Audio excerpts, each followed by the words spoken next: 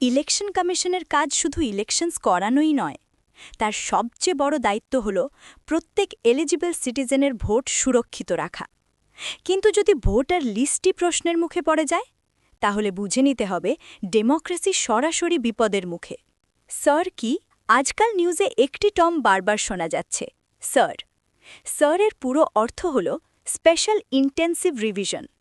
সহজ ভাষায় বললে, স্যার হল একটি প্রসেস যার মাধ্যমে ইলেকশন কমিশন ভোটার লিস্ট যাচাই এবং আপডেট করে। এর উদ্দেশ্য হল ফেক ভোটার্সদের সরিয়ে দেওয়া, ডুপ্লিকেট এন্ট্রিজ ডিলিট করা, ডেড বা শিফটেড ভোটার্সদের লিস্ট থেকে রিমুভ করা। কাগজে কলমে এই প্রসেস একদম ঠিকই মনে হয়, কিন্তু সমস্যা তখনই শুরু হয় যখন জেনুইন ভোটার্সরাও সিস্টেমের মধ্যে আটকে যেতে শুরু করেন। এবার কথা বলি ওয়েস্ট বেঙ্গলের, যেখানে স্যার সবচেয়ে বেশি কন্ট্রোভার্সির মধ্যে রয়েছে। এখানে প্রায় ৩৫ লক্ষ ভোটার্সকে আনম্যাপড ভোটার্স ক্যাটাগরিতে ফেলা হয়েছে। এখন আনম্যাপড ভোটার্স বলতে কি বোঝায়?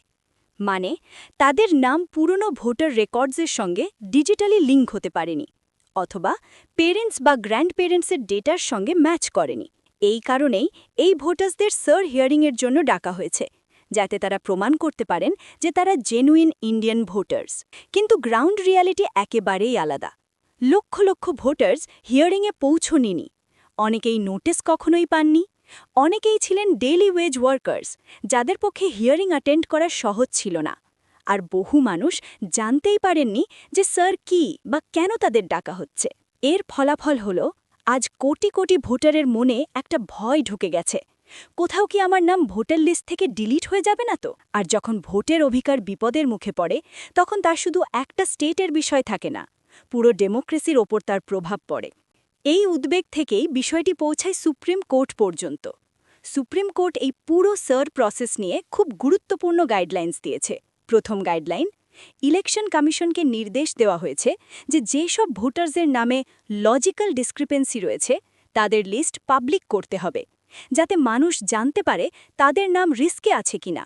দ্বিতীয় গাইডলাইন, এই লিস্ট শুধু ওয়েবসাইটে নয়, গ্রাম পঞ্চায়েত, ওয়ার্ড এবং ব্লক অফিসেও ডিসপ্লে করতে হবে, যাতে সাধারণ নাগরিকও সহজেই চেক করতে পারেন। তৃতীয় গাইডলাইন, কোর্ট স্পষ্টভাবে বলেছে ভোটার্সদের পর্যাপ্ত সময় এবং ফেয়ার অপরচুনিটি দিতে হবে। হিয়ারিং প্রসেস হতে হবে ট্রান্সপারেন্ট এবং নন আরবিট্রারি।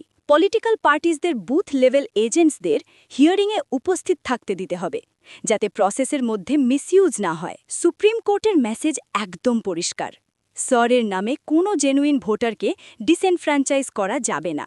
মনে রাখবেন, ভোট শুধু একটি বাটন নয়, এটি একজন সিটিজেনের পরিচয় এবং অধিকার। যদি সিস্টেম এতটাই কমপ্লেক্স হয়ে যায় যে সাধারণ মানুষ তাতে হারিয়ে যায়, তাহলে প্রশ্ন শুধু স্যারের থাকে না, প্রশ্ন হয়ে দাঁড়ায় ডেমোক্রেসির।